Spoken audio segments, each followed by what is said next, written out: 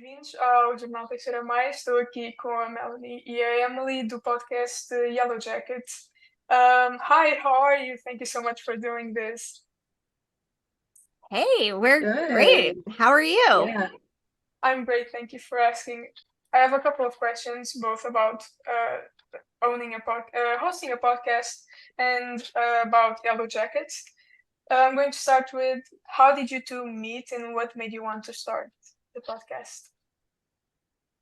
We met through the Facebook Yellowjackets discussion group and hit it off and decided that we would be a good fit working together and ended up connecting. And it's funny because Emily and I have never met in person before. So it's funny. No, we're all the way across the country from each other.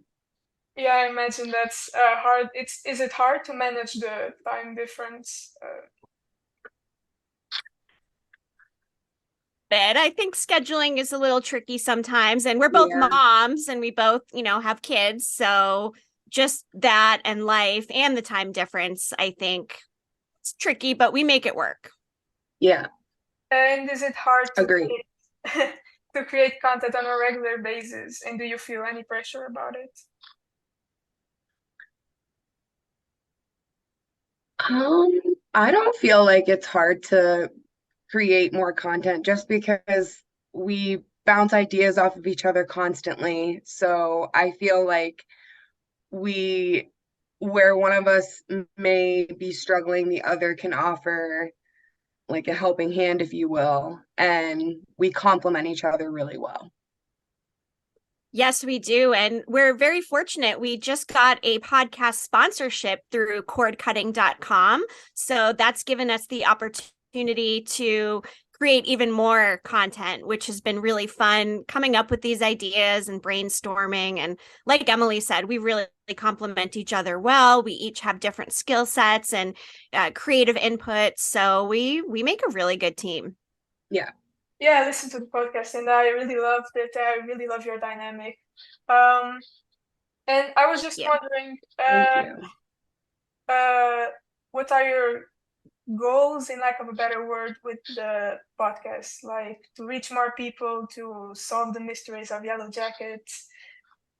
I think a lot of it is engaging the fans. We like to have an interactive podcast where we do live streams and the fans can kind of join in. So I think creating a community is very important to us. And along with that, all the speculating, of course, makes it extra fun. And Emily is really good online. She is a moderator in one of the biggest Yellowjackets Facebook groups and runs our Reddit. So Emily's just, buzzing all the time on there too.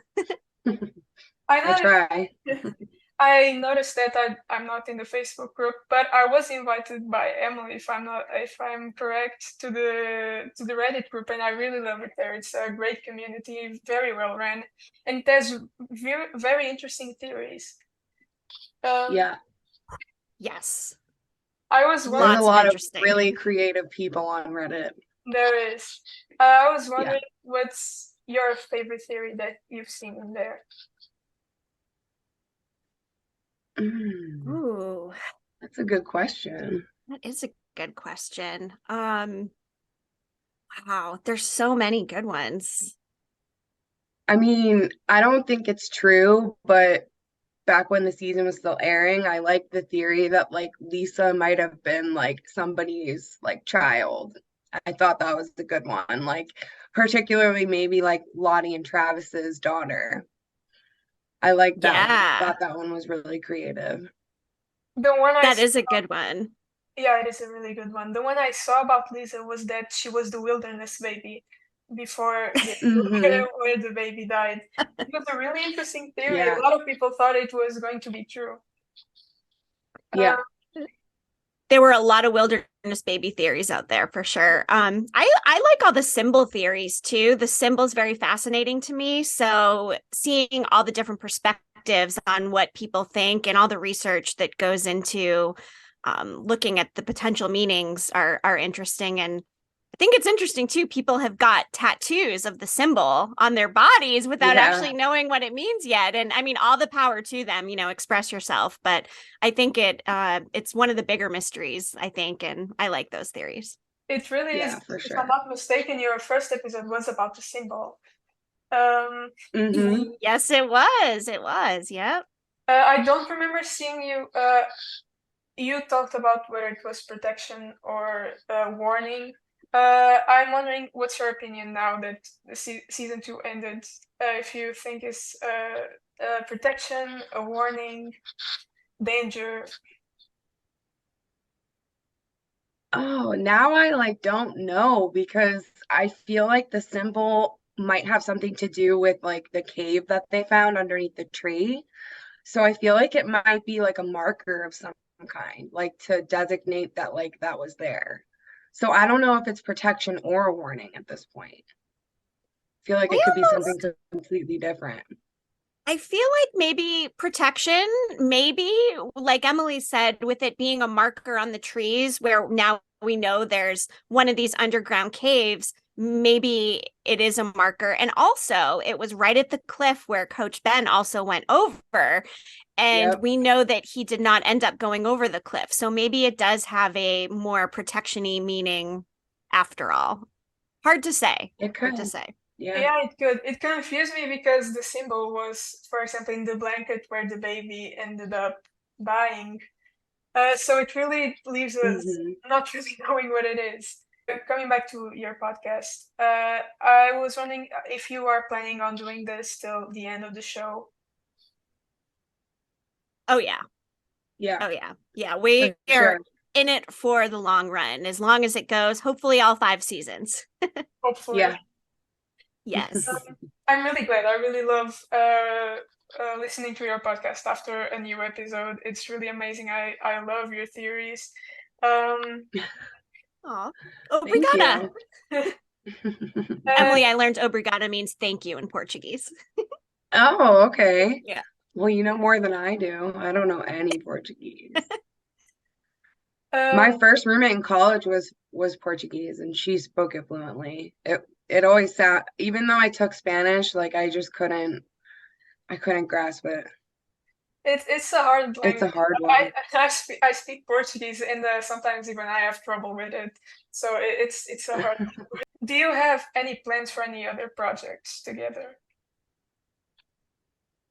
We've talked about doing an offshoot called TV Buzz, where we cover other shows that are similar to Yellowjackets, dark mysteries, teen dramas, that sort of thing, and shows with other cast members of Yellowjackets as well. So, and we're doing a crossover episode with another TV podcast on Only Murders in the Building next week. We're going to do a season 2 recap of that along with them. So that's going to be a lot of fun. Well, I actually didn't know that. I'll be tuning in.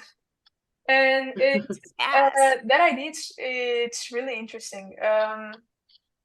Because as I have mentioned before, your dynamic is amazing. So it would be a really interesting project that I would for sure follow. Thank you. What advice would you give to someone who wants to start a podcast?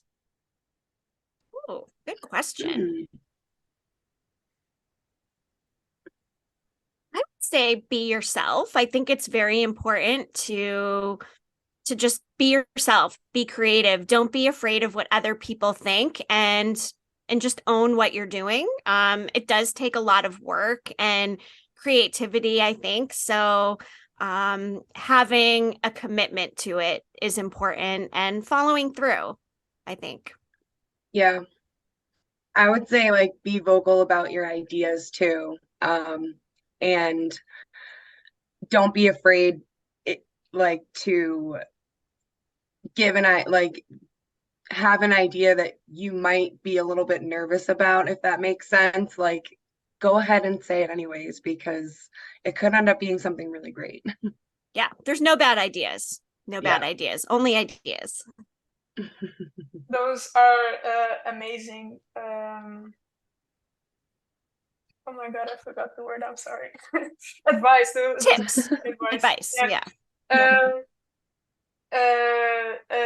I was asking this because we have a lot of people in our school who are interested in content creation, YouTube, podcast, and it's always really interesting to be able to speak with people who are doing it and can give advice to those who are inexperienced or don't really know what to do or how to start.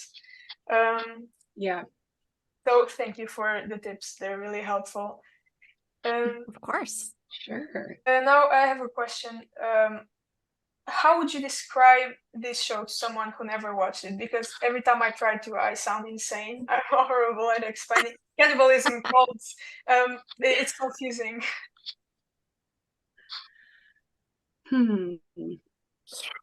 Goodness.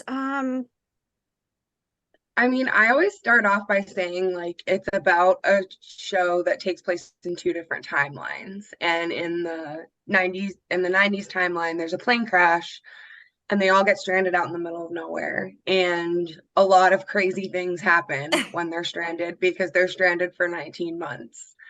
And then it shows them as adults and it kind of shows what happened, like the after effects of the trauma that they experienced while they were out there. That's kind of how I describe it. And if that like gets people curious, then I'll go into more detail and say like, yeah, there's cannibalism, like there's crazy stuff, like, but it's really, really, really good. Yes, I describe it very similarly. And then I usually go into some of the cast members. I'll mention, of course, Juliette Lewis and Melanie Linsky and Christina Ricci. And I always name drop Elijah Wood in there for the second season, just to give it some, more credibility. The ensemble cast is just so incredible. The show's done such a great job. So I always like to pepper in some of the cast members as well when I'm talking about it to people who haven't watched. That's true. Yeah, the cast is like top notch. That's half the reason why we watch. So, yeah. That's how I convinced my dad. That and the music. The music, yes. Yes, the music. I mean, as a 90s kid, I can't get enough of the music either. It's incredible. I usually mention that too. Yeah. I find that the first episode also really sets the theme of the show really well. So usually I also describe that. And and what would you say to someone to convince them to watch the show?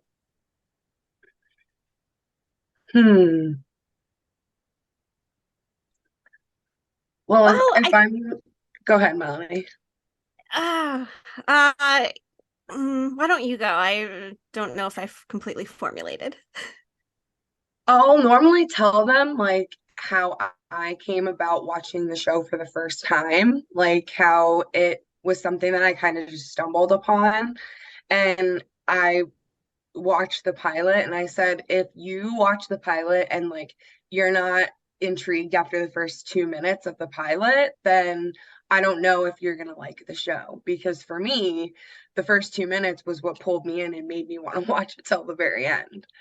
And that has gotten quite a few people to watch, telling them that the pilot is like one of the best episodes of TV that I've ever seen, for sure. It is. Definitely. And I always like to tell people it's a great show to binge. Now we have a full 2 seasons, so I try to sell it as an easy binge watch. Once you start watching, it's really hard to stop unless for some reason it's not your cup of tea. I mean, I get that, but I think selling it as a very binge-worthy show. And I think once someone watches it once, most people rewatch it too, which is not something that every show can say about its viewers. The mystery box format, I think, just keeps people coming back, and the theories and the speculating. It's very uniquely positioned to really intrigue and engage the viewers. Yeah, it's been a long time since there's been a mystery box show like this that was like popular in America.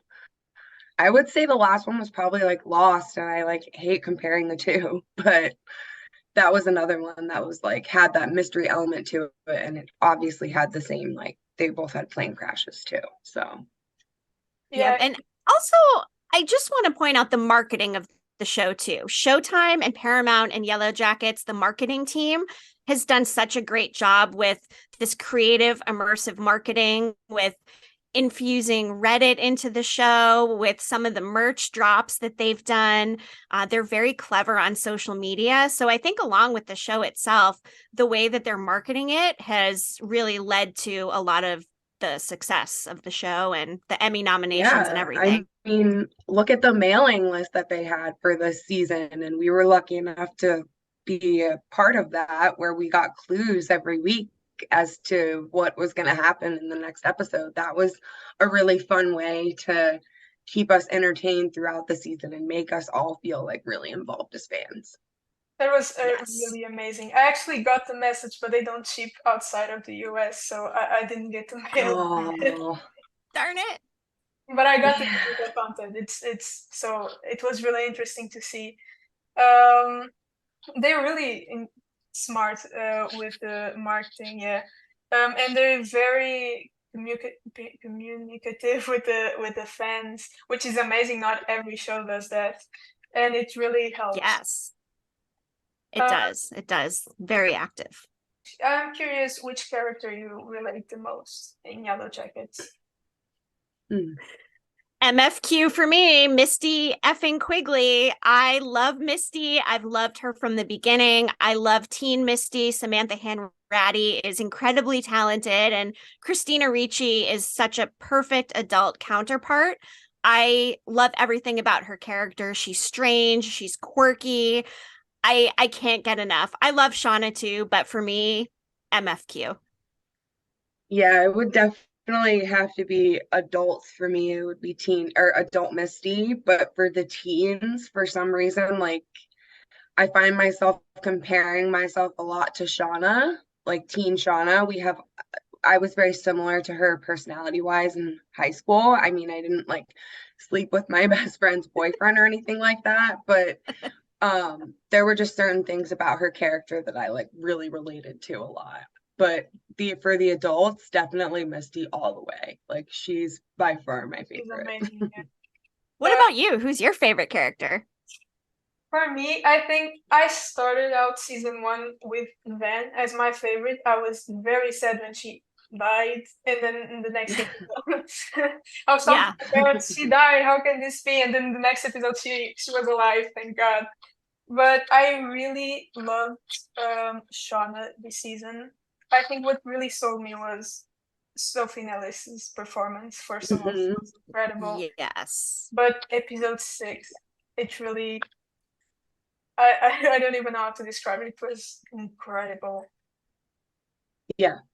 I couldn't even rewatch it. I normally rewatch the episodes, and that's the one I couldn't rewatch. It was so powerful and so deep. Yeah, Sophie needs to win an Emmy Award this year, for sure. For sure. Just that final scene of the episode deserved at least a nomination. Yeah. Ugh. Yes. She was amazing. She really was. I was going to ask you now, what's your favorite actor from the show?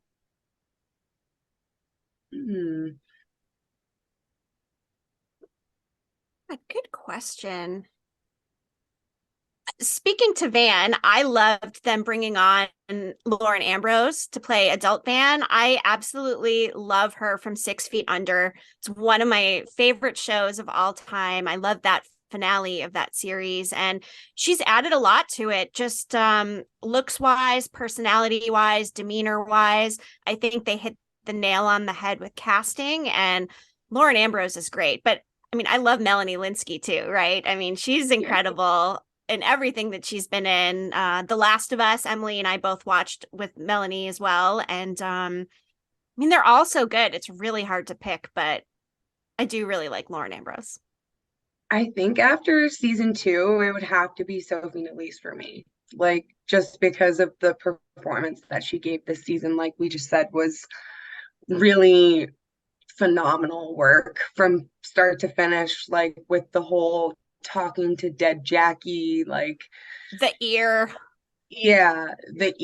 like imagining having a baby that was alive only to realize like that was all a dream, and like the whole beating up Lottie, like her whole character arc this season was so dark, and she was so good. So I think I would have to go with her. Yeah. For me, for me it was actually both. Sophie was amazing. I loved her performance. Was probably my favorite this season. And Lauren Ambrose, I also already knew her from 6 Feet Under. It's one of my favorite shows as well. I cried so much in the finale, so much. Yeah. So when I saw good show. it was a really good show. So when I saw she was on the show, I was so happy that she was casted. And it was perfect. Her and Lee Hewson are so alike. They Yeah. are. They are. I was wondering as well, which is your favorite timeline, the adult or the teen? Teen timeline, 100% for me. Everything about it. It is odd to me that time passes differently in both timelines. It moves a lot slower in the adult timeline. So I like that we've had more story and more context so far in the teen timeline and the way the time has passed. It's just so dark and so fascinating. I always leave each episode wishing that there was maybe a little bit more teen stuff for me. I would agree. Yeah. Like you said, I'm always left wanting more of the teen timeline. And the adults are great, but I want to see like everything that happened to them while they were out there. And I want to see who those people are sitting around that fire with those masks on that we saw in the pilot. Like, I want to know who those people are. So the more story we get, like the better picture we get as to like who it could possibly be, and it's fun to try to like figure it out along the way. It is. Yes, it is. For me, I think it's the teen timeline as well. Plus the age they are stranded is close to mine, so I related it more to that. And you're right, the time passing being different in both timelines can be confusing. I used to use Shauna's pregnancy to see how much time had passed. Now I can't do that anymore, so I'm just lost. And there's this big discussion since the beginning whether there's actually a supernatural side of the show or just what they've been through and the trauma. Which side are you on? Ooh. That's a tough one. They've really made it ambiguous at this point where it could be either. There's enough of an argument on both sides, I think, for it to be either one. I tend to lean towards not supernatural.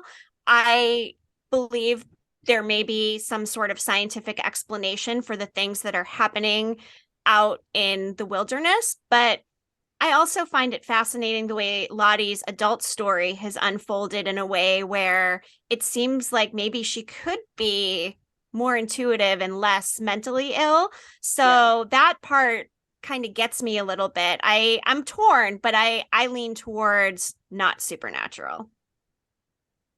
Yeah, I would agree. I try to find a logical explanation for most of what happens, and like since I'm able to find one for most things, I tend to go that direction. But there are certain things that like have left me wondering, like I mean, before we knew that there was that cave underneath the tree, it was like, how did Hobby survive for 2 months by himself? Like, yes, that was a huge mystery, and like, it just didn't seem possible for him to be able to like stay alive alone. But then it was explained a little bit, anyways. So, like, that's another logical explanation is that he found shelter. So yeah, I would agree with Melanie. I tend to go the not supernatural route. But there are things that happen that like we can't explain, like that gust of wind when that makes the snow fall on Jackie's body. Like, can't really explain that one away. That one was kind of weird. And some people think too, with the cabin burning down, that maybe Coach Ben is a red herring and he did not burn the cabin down, that it was the wilderness or the force out there that trapped them in there and that burned it down. And again, it's another example of it could be either one. And they really set it up to make the viewer wonder and create this confusion. So there are many examples throughout the show, like Emily said, where there is a logical explanation, but it could potentially be this other thing. Mm-hmm. I really loved it when in the finale, in the season finale, Shauna says that it was just them, there wasn't any wilderness, and Lottie says, "Isn't it the same?" It really leaves us. I feel like for me that leans more to the non-supernatural side, especially with Natalie, who didn't believe in the wilderness for pretty much the entire show so far, and she started only after she starts feeling the responsibility for Javi's death. It really leaves me thinking that maybe the wilderness was something they created just to be able to take off that responsibility from their shoulders. Like it wasn't we didn't kill these people, the cannibalism, it was all the wilderness, it wasn't us, and a way to live with themselves after all they did. Yeah, they in a way do make the wilderness kind of a scapegoat, right? Or an excuse for their behavior. So that's very accurate. Yeah. They talk about it like it's a person. Like when Javi dies, like Van says the wilderness chose. Like it was the wilderness's choice that Javi drowned. So yeah. It's like the wilderness is its own character in a way, right? Yeah. Yep. And I've seen your poll about what people think it is the bonus episode. And what do you think it will be? Do you agree that it will be the cabin guy backstory? Yeah. Yeah, I think so. We sure do. Although we've heard there may not be enough footage, but that makes us wonder if maybe they're going to end up filming more or writing more about it to make it an episode. But I do think Cabin Daddy, it would still be cool though, too, to see a pre-flight, pre-crash episode with some of the girls before the crash. Yeah. Or the 1998 timeline too would be pretty cool. Yeah. I'd be happy with any of them. Yeah, same. Just give us anything. At least we know we're getting the bonus episode. That's a step in the right direction. So now that we know, that's very comforting. So really, no matter what it is, I think everyone will be happy. But I've got my money on Dead Cabin Guy. Yeah, I think so. I would agree. I don't know if you this is it has to do with the bonus episode. I don't know if you watched Killing Eve. I watched some of it, but not the whole series. Same. I think I did. There's 3 seasons of Killing Eve, right? There's 4. 3. I thought there were 4. Maybe 4. Oh, I feel like I only watched to the end of season 2, maybe. But it's a good show. I just fell off of it for whatever reason. Yeah, I was mentioning because there is a season 4, which is awful. From season 3 to season 4 are incredibly different. I think it has like 3 point something on IMDb. And the finale left people very angry, and it led to I did read that. It led to sort of a collective delusion. I was a part of it, that there was going to be a bonus episode, and the finale was just them mocking us pretty much. Oh my goodness, that's crazy. So I hate a bad finale. Nothing worse than a bad series finale. That is the worst. Yeah, it was awful. And it led to all that. So this to say that having a confirmation of a bonus episode is amazing. So you have flashbacks from what happened with the finale of Killing Eve, where we waited and there was nothing. Not cool. Not cool. My final question is, what are you expecting for season 3? Ooh. I want another survivor in the adult timeline. I would expect another character introduction, whether we see Coach Ben in the present timeline or maybe Aquila. I would love to see Aquila in the present timeline. So I'd like to see another character introduced, and I want to see what happens with Walter.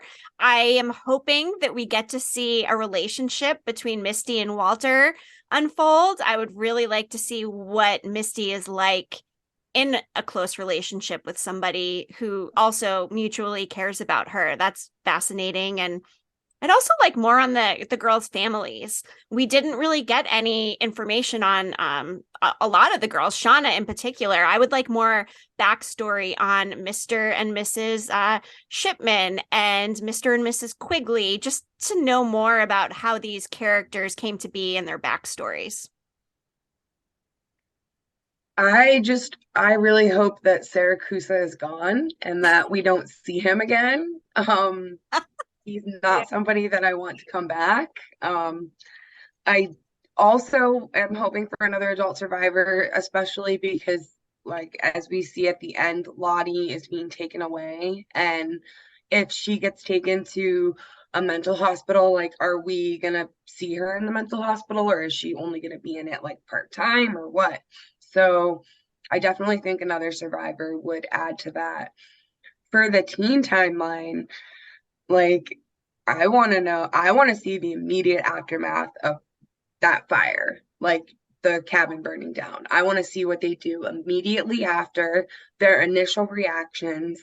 I want to see if Natalie outs Coach Ben, if she reveals she knows where he is, if she tells people where he is, if she suspects that he was the one that started the fire, like if they piece all that together. And like, yeah, like how are they going to survive? Like that's my biggest question for the teens. Like, obviously, are they going to go back to the plane wreckage? Like, I have so many questions because of that cabin burning down. Yeah, the cabin was their main protection pretty much, and it's gone. Yeah. It's about it too. Oh, Pit Girl. We also really want to find out about Pit Girl, right? Who do you think is Pit Girl? I really don't know. I mean, I see a lot of theories that it's Mary. I don't know how to Mari. Mari. Yeah. Mm-hmm. Yeah. I remember some people thought at some point they were saying that it was Javi, so that's out of the table. But I think it's Mari probably.